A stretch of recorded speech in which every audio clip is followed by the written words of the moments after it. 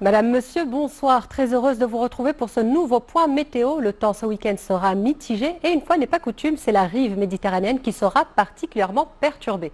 Voyons cela de plus près demain matin, je vous le disais. La rive méditerranéenne est abondamment nuageuse et ce, jusqu'au nord des reliefs du Rif, où l'on peut s'attendre à quelques gouttes de pluie par endroit. Le reste du pays sera très largement ensoleillé avec la présence de formations brumeuses sur les plaines nord et centre et du vent soufflera en rafale à signaler dans le nord des Provinces sud, près des côtes centres, mais aussi à l'est de la Méditerranée. L'après-midi, le ciel reste bien sombre aux alentours du littoral méditerranéen et sur le Rif, avec des averses, voire une franche pluie qui pourrait être accompagnée d'orages. Davantage de nuages également sur les versants est du Moyen Atlas, ainsi que dans le sud de l'Oriental, où un risque d'orage est présent, mais avec seulement quelques gouttes éparses.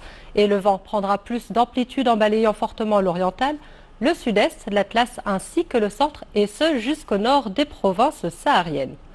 Le mercure demain matin sera déjà très chaud sur les terres intérieures et les provinces sud, avec près de 18 degrés d'attendu à Smara, 19 à Marrakech, 22 à Erachidia et près de 16 pour la capitale. En deuxième partie de journée, comptez près de 25 degrés à Oujda et Tanger, 26 à Rabat, 25 également à Casablanca et 26 à Agadir.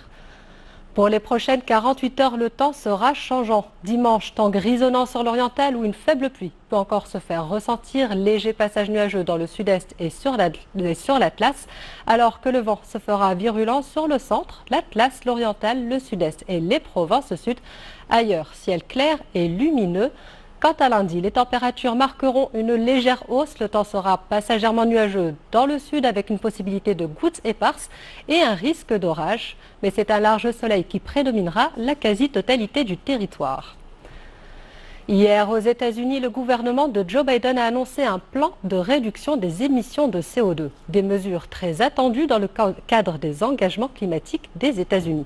Ce plan de réduction des émissions de CO2 pour les centrales électriques, notamment à gaz et à charbon, est à l'étude pour 2030. Ces nouvelles réglementations comportent entre autres l'obligation pour certaines centrales à charbon de capter leurs émissions de CO2 au lieu de les rejeter dans l'atmosphère. Cela fait partie des engagements de Joe Biden qui a promis une production d'électricité neutre en carbone dès 2035. En 2022, environ 60% de la production électrique des États-Unis provenait de centrales à gaz ou à charbon, suivies par le nucléaire à hauteur de 18% et des énergies renouvelables de près de 21,5%.